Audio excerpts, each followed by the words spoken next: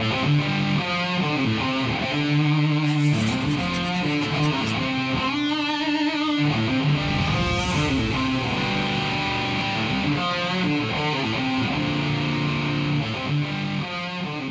Guns first got together, I'd already had a band with Axl at one point just before that, and so we had a bunch of original material.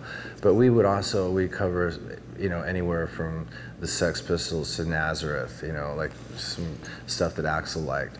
And then when I met Izzy or started playing with Izzy and stuff, I don't know, we just did whatever it was that we felt like doing. Basically, it was mostly writing our own tunes. But I mean, we did a killer version of Heartbreak Hotel, the Elvis song. But we did our own version of it. We did a really good version of Mama Kin, the Aerosmith song. I can't really remember off the top of my head some of the other covers that we used to do back then. But it was mostly about our own original material. And that was basically, it was as simple as that. The dynamic with Guns N' Roses was like, Steven and I were close friends. We met when we were about, I met Steven when I was about 13 years old, and he and I spent the better part of 7th and 8th grade just ditching 7th and 8th grade and just hanging out in Hollywood and taking in the sights, basically wandering around Hollywood Boulevard and, sort of hanging out at head shops and that kind of thing.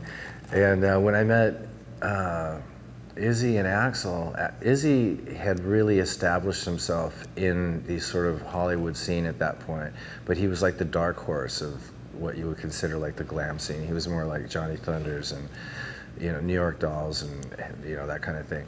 And then Axl was, he seemed like the newest on the scene because he had come the most recently from Indiana, but he had a very fixed style and the kind of direction that he was going. But between the two of them, they had sort of like a Hanoi Rocks kind of look to it. But the sound was all just like really brash, hard rock stuff, knee slides and screaming and that whole, it was exciting. And then Duff came out from the Seattle punk scene and joined up with Steven and I for a second. This was before Guns N' Roses started. And then we tried out, we auditioned Ron Reyes from Black Flag. We tried out, we were just sort of feeling around in the dark, trying to find something that would stick. And then when the five of us all came together, the dynamic was basically just a bunch of punks,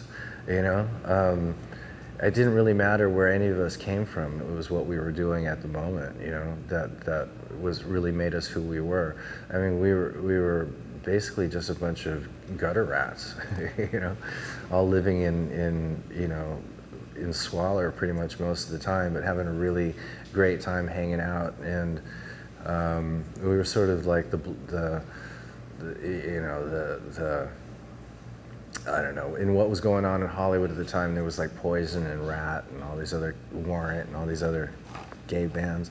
And we were definitely like, the band that everybody was most concerned about, because we didn't have any rules whatsoever, and we were very opinionated and did things our own way and had our own sort of guidelines and didn't conform to anybody else's standards, so we freaked a lot of people out.